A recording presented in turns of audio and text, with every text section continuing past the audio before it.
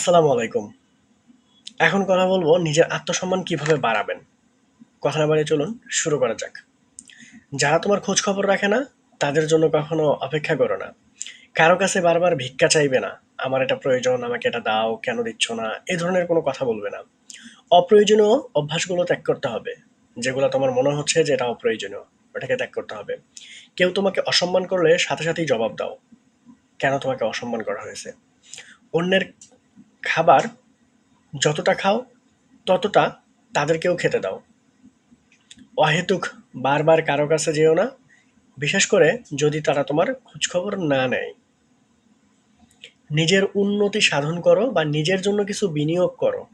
নিজেকে হ্যাপি রাখো, নিজেকে সুখী রাখো।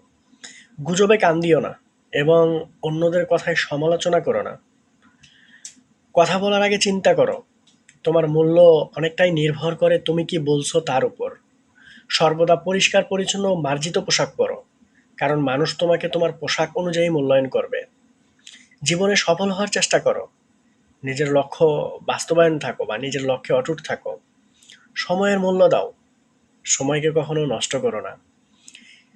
যেখানে সম্মান ও মূল্যায়ন পাওয়া যায় না, সেখানে গিয়ে নিজের মূল্যবান সময়টুকু নষ্ট করো না। নিজের উপর টাকা খরচ করো, তাহলেই ইনকামটা বাড়বে। মাঝে মাঝে নিজেকে একটু দূরে রাখো। সবাইকে সবসময় সহজলভ্য করো না। যতটা সম্ভব দাতা হও, গ্রহীতা না। যেখানে ডাকবে সেখানেই যেও না। আর হুট করেই মুখ দিয়ে এমন কিছু বলো না যেটা হিতে বিপরীত হয়ে যায়। মানুষ তারা তাদের আচরণ দেখেই বুঝতে হবে সে কি বলতে চাচ্ছে।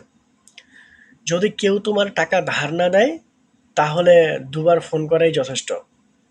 তারা যদি তোমার গুরুত্ব বোঝে, তাহলে নিজেরাই ফোন করবে। যে কোনো কাজে দক্ষ হও। তোমার সেরাটা দিয়ে তুমি চেষ্টা করো।